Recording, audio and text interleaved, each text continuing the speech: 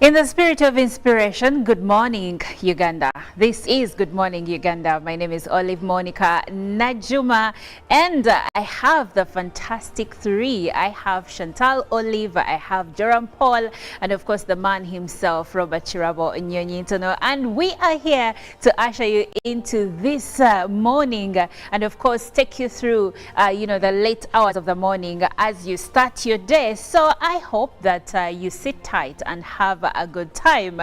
But I would like to see how my people are doing, especially given that the rains are now back. I would like to know, did it rain where they stay? Were they able to get here on time? Because time is of the essence when it comes to our job. Good morning, Chantal. Good morning, Olive. How are you doing? I'm great. How are you? I am very well. Still thinking about how the gentlemen in studio are mixing up your colors. I know, right? How colorblind can people be this morning? Who calls orange? One of them Pink. called it pink, another called it red. Who does that? Indeed, it is true. Most men are colorblind. Yeah. And they're not to attack anyone out there, especially you who have your colors right. But good morning to you, dear Ugandans. Welcome to the show. Thank you for being with us. We are always looking forward to sharing our mornings with you through information that you ought not to miss out. Well, good morning, Joram Paul. Yes, good morning, Olive Monica. How are you doing today? I'm great. How are you? I'm all right. I'm all right. You've mentioned about the rains, by the way, and since Sunday, I think most parts of the country have been experiencing rains, and it's something that everyone needs to be very, very, ready for. That means if you're going out to work, you need to carry yourself an extra jacket or coat, a jumper, a sweater, an umbrella where need be. There are actually some people who now move with gumboots in their vehicles just in case of any scenario that happens along the journey. But when you look through it, it's a good week, but for a lot of people who tend to start their day in between, or what you could say between the hours of daytime. That is from midday, when someone has just woke. There are people who actually wake up at midday and then attack the day. And rain starts pouring lately at around 2 p.m. So if you start your day on midday, rather during midday, it is very, very difficult for you to make some money if you are not serious enough. Especially if your business is one of those that depend on good weather. Like for instance, if you have merchandise that you need to lay outside or work in the open, then the rains are going to unfortunately disorganize you some days. But they say that no matter what, no matter the weather, you keep keeping on. And of course, I would like to know if Chirabo is keeping on with his coffee and of course with whatever he does with his life.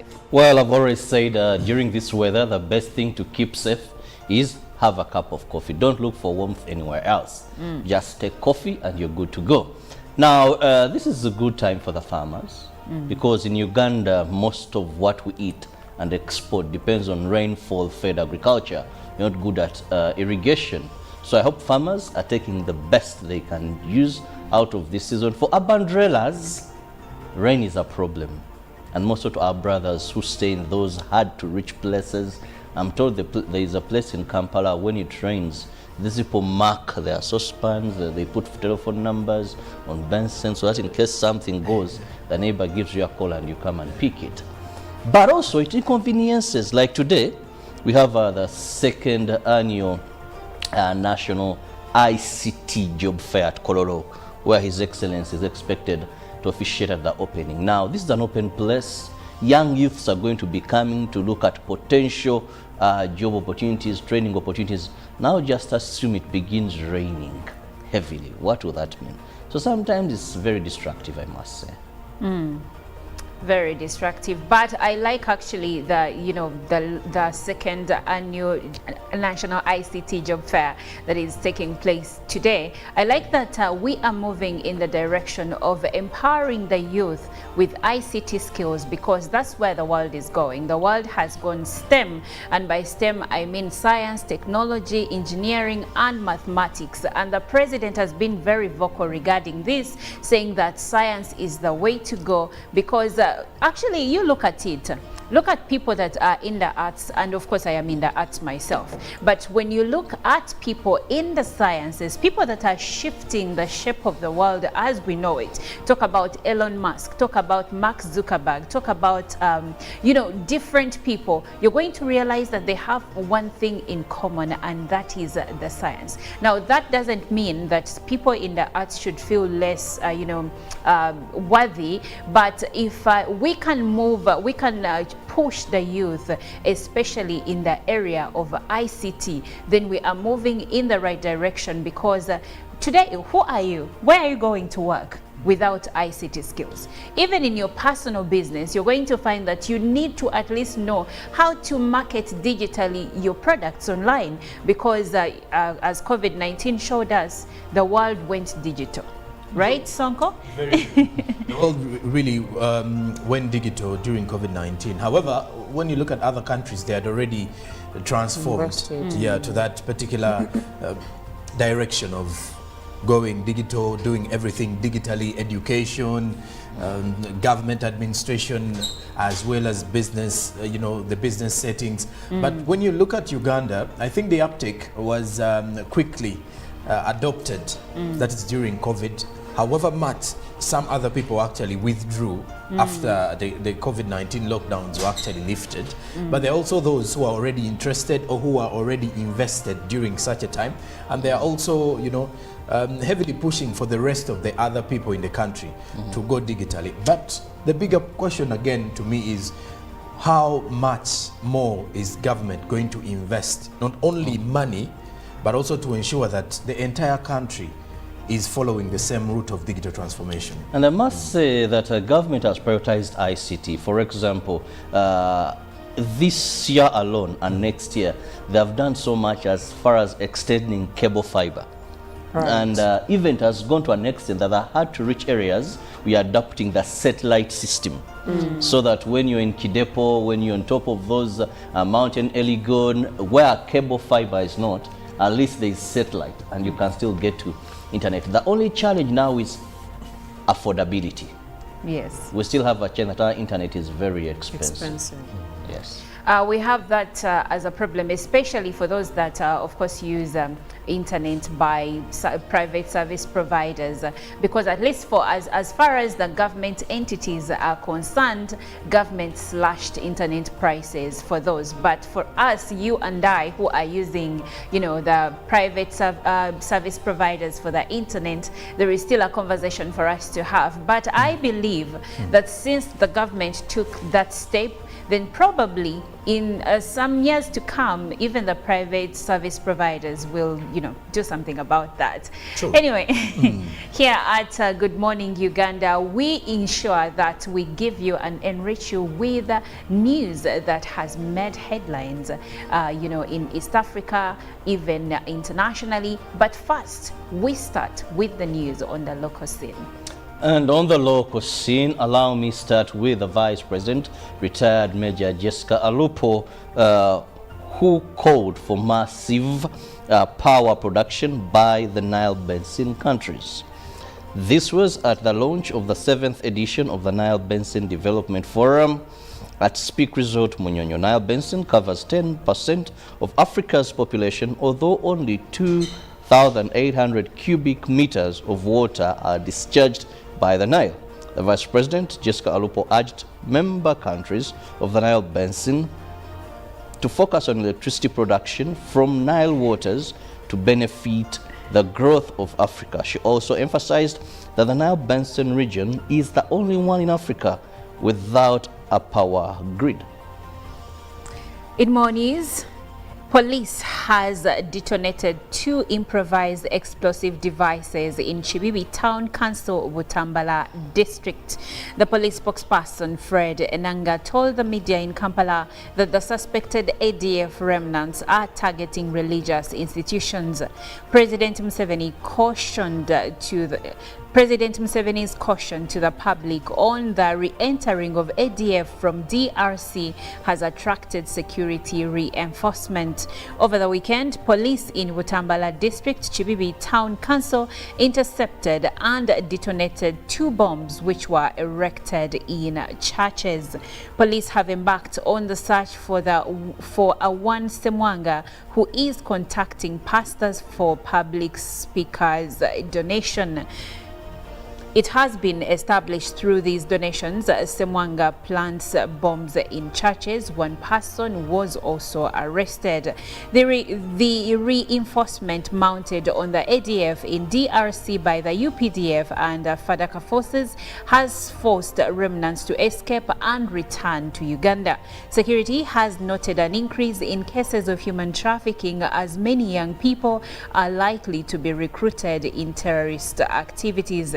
The border police at Mutukula arrested 6 suspects after intercepting the trafficking of youth, including Eritrean nationals. Security has confirmed for redirecting focus by the ADF towards places of worship and urges residents of Kasese district and districts bordering DRC to be on high alert for the re-entering of the Allied Defense Forces rebels. And Uganda Certificate of Education UCE examinations commenced with a sense of normalcy yesterday morning in the wheeze of rainfall. Jennifer Kaure, the spokesperson of the Uganda National Examination Board, UNEB, confirmed that the examination papers were delivered on time to both the main and substations. According to her, the distributors used 25 different routes for the operation and carried it out diligently over the last days. In the storage centers of Kampala, mostly stipulated within police stations, the examination papers and other related materials were dispatched on Sunday evening and reached their destination centers around 8. Despite initial concerns of morning rains disrupting the examination, the weather cleared by 7 a.m., ensuring a smooth start to the testing process. Scouts and other officials were prepared at the storage areas by 6:30 a.m. and crucial briefing meetings took place at 7:30. And lastly, in our local stories, the FDC Electoral Commission Chairman in Najanankumbi, Boniface Toterebuka Bamwenda, has urged FDC members at village to district level to begin identifying candidates for local council 1 and 2 elections, claiming that there was a roadmap the party came across on social media. However, the Electoral Commission refutes the allegations. The Electoral Commission of Forum for Democratic Change Party in Najanankumbi is to conduct elections of National Youth League Executive, Women Youth League Executive, and the one of persons with a disability. These were pending following successful elections of National Executive Committee members on 6th October who are to serve the party for a 5-year term. Candidates to contest in the youth elections to be conducted on 19th October should not exceed 30 years of age. 284 youth are expected to participate in the voting process. The party is also warming up for the local council 1 and 2 elections. Bamwenda has called on members at village to district levels to start identifying candidates. However, FDC claims of the roadmap on social media have been refuted by the Electoral Commission spokesperson Paul Bukenya. Away from that, internationally, thousands of people in Gaza have gathered at the Rafah border crossing with Egypt as diplomatic efforts continue to open it before Israel starts its expected ground operation. But the United Nations said there had been no progress in negotiations on reopening of the crossing. Cairo blames Israel for not cooperating. All routes out of Gaza are closed as Israel continues its airstrikes in response to Hamas's attack of 7th October. U.S. Secretary of State Antony Blinken arrived in Israel yesterday for the second time in less than a week after his tour of 6 Arab states in the region. He returned to the country in an attempt to push for the reopening of the crossing to let in humanitarian aid and evacuate foreign passport holders. Also, progressive legislators in the United States have introduced a congressional resolution urging an immediate de-escalation and ceasefire in Israel and occupied Palestine. Monday's measure, backed by more than a dozen Democratic members of the House of Representatives, including Cory Bush, Rashida Tlaib, Samali, Ayanna Pressley, Alexandria Cortez, and Ilhan Omar, highlighted growing calls in Washington for a ceasefire in Gaza. All human life is precious, and the targeting of civilians, no matter their faith or ethnicity, is a violation of the international humanitarian law, the proposed resolution reads. Despite overwhelming support for Israel in Congress, Bush told reporters during an online briefing that the resolution is an urgent push Americans can rally around. And in Congo, the death toll from the sinking of a boat on the Congo River last week has risen to 47, with many people still missing, the Democratic Republic of Congo's Transport Ministry said yesterday. The initial report by authorities from the northwest Equatorial Province on Sunday said 28 bodies had been pulled from the river and dozens more were missing. Speaking to a press briefing yesterday, Transport Minister Mark Ekila confirmed the new toll but said, "We were unable to get the records to determine the exact number of passengers on board due to an irregular situation." The accident was due to overloading, the minister said, while adding that wooden boats were not authorized to operate at night. The large riverboat left the city of Mbandaka for the Bolomba territory in DRC's Equatorial Province late Friday night. And speaking matters climate, European Union countries' climate ministers met yesterday to decide on the bloc's negotiating position for this year's COP28 summit, but they are still split over some key issues such as how hard to push for a global deal to phase out fossil fuels. The European Union is typically one of the most ambitious negotiators at the annual United Nations climate talks, where nearly 200 countries negotiate efforts to fight global warming. A central decision will be whether countries at the COP, which begins in November, that is on 30th in Dubai, agree for the first time to phase out fossil fuels. Burning coal, oil and gas produces greenhouse gases that are the main cause of climate change. Around 10 of the European Union's 27 member countries, including Denmark, France, Germany, Ireland, the Netherlands, and Slovenia, want the bloc to demand a phase-out of all fossil fuels, European Union diplomats told a news agency. That is it for climate news and what is happening on the international scene. Now we get to look at some of the top stories in our local papers. And Jerome Paul Sonko will. Well, starting off with the New Vision this morning, in the cover of the New Vision, fight erupts over pipeline compensation. Imposters seize 641 acres to share in 15 trillion Ugandan shillings oil project. Read more about that with the New Vision. As rain disrupts UNEP exams, teacher arrested over practicals. You can read more about the UNEP exams that is in the New Vision today. Now, over 2,900 graduate at Ndeje and UCU. The graduation details of the same with the New Vision. Now, Namirembe Nominations Committee to First Probe Team. Read more about the same from the Church of Uganda and what is happening in the Namirembe issues. And of course, court, Kenya's UPC presidency in the balance as court continues to rule. Now, human activities eat up River Kafu. Read more about the same with the New Vision. Investigations continue as Magara murder case. DPP drops charges against Pato. Now, also, still with the UNEB situation, 9 bus accident victims stand up for senior for exams. That is a big one. And then furthermore, Uganda, DR Congo agree to remove entry visas and strengthen security. New Vision this Tuesday. Now, elsewhere, the Daily Monitor, universities to lose over 1,500 courses. Deadline or dead, says the Daily Monitor. Institutions of higher learning across the country have just 1 month to complete the review of more than 1,500 academic programs that they offer. Now, further, you can read more about the regional news. Mukura locals move out of shadows of 1989 disaster. Elsewhere, O-level exams, first day of examination season ends without major incident. A pictorial of students from Chirinya Church of Uganda as they were preparing for geography paper 1 yesterday morning.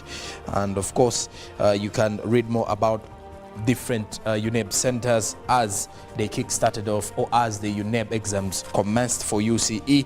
Now, in the other news, commercial banks register growth of assets in past year. Read more about that from the business perspective. Then salary boost fails to hook doctors to their workplaces, according to other news in here. And then also, why Zake's loose tongue won't get him out of trouble. An interesting story that you can actually read in the Daily Monitor today. And then also the Lizard highlights could list IT as one of his hobbies. Read more of the same, as MP Zake is still in trouble, according to what the Lizard is highlighting this morning. So that's it for our press review from our local dailies in Uganda. Later on, we shall as well be looking at what is making headlines across the East African region. You know, like I said on Friday, when we were speaking about the conduct of some of our members of parliament, I will still reiterate what I said then. It really saddens me that our members of parliament are in the newspapers, not because they moved a bill that is enriching their constituents, but because of bad behavior. I think as a country, Chirabo, I know as a grown Muganda man worth his salt, I know that you do not have kind words for some of this behavior. What is very saddening is that because of multi-party dispensation, we failed to condemn the wrong. And this, over time, has become our political style. Very unfortunate. I see men of dignity, men of respect, instead of condemning evil, standing up to defend evil, to defend something wrong in the name of solidarity. Now, if you're a parent in a home and your children are in discipline, and because you love them so much, you can't condemn evil. Your son begins drinking, and because of the love, you may end up burying your son due to alcohol. That's true. So you should fight in discipline. Political parties shouldn't make us lose who we are. I saw a gentleman I respect so much in the media, now is a member of parliament. And very intelligent, by the way, I must say. You're speaking about my member of parliament. Stepping so low below the belt to defend the undefendable in the name of solidarity. And I said, look. What would you say to people who say that, you know, in Uganda we have a saying that like when you overpress the nose, it will eventually start oozing blood. And some people say that some of these members of parliament are resorting to this bad behavior because they are frustrated. They are doing this for political capital. And because they believe this will give them more mileage. You see, being a member of parliament, you're so privileged that there are many doors you can knock to and they open for you. But you look for the cheapest way to give you political mileage. For example, Zake going in someone's constituency and uttering such things.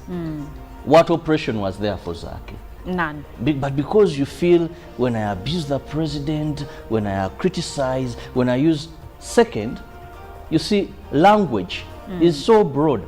You know that I can insult you in a way that the public may not even know that I've insulted you. You can use puns, yes, for there's example. a lot of language to use, and I don't think in Uganda it was short of vocabulary. If it was English, I would accept. But in Uganda, he wouldn't be short of vocabulary. Even English to is use. broad, but So- anyway. He just actually did what he was explaining. So that is what I insult find without- hard. Yes. Insult without insulting. Anyway, we will continue this conversation off air, but for now we are going to leave you with the inspiration song for this day, and it is Rewrite the Stars by Anne-Marie and James Arthur. Enjoy. UPC Studios in Kampala. This is Good Morning Uganda. Rather during midday, it is very, very difficult for you to make some money if you are not serious enough. Especially if your business is one of those that depend on good weather. Like for instance, if you have merchandise that you need to lay outside or, you know, work in the open, then the rains are going to unfortunately disorganize you some days. But they say that no matter what, no matter the weather, you keep keeping on. And of course, I would like to know if Chirabo is keeping on with his coffee and of course with whatever he does with his life. Well, I've always said during this weather, the best thing to keep safe is have a cup of coffee. Don't look for warmth anywhere else. Just take coffee and you're good to go. Now, this is a good time for the farmers because in Uganda, most of what we eat and export depends on rainfall-fed agriculture. We're not good at irrigation. So I hope farmers are taking the best they can use out of this season. For urban dwellers, rain is a problem.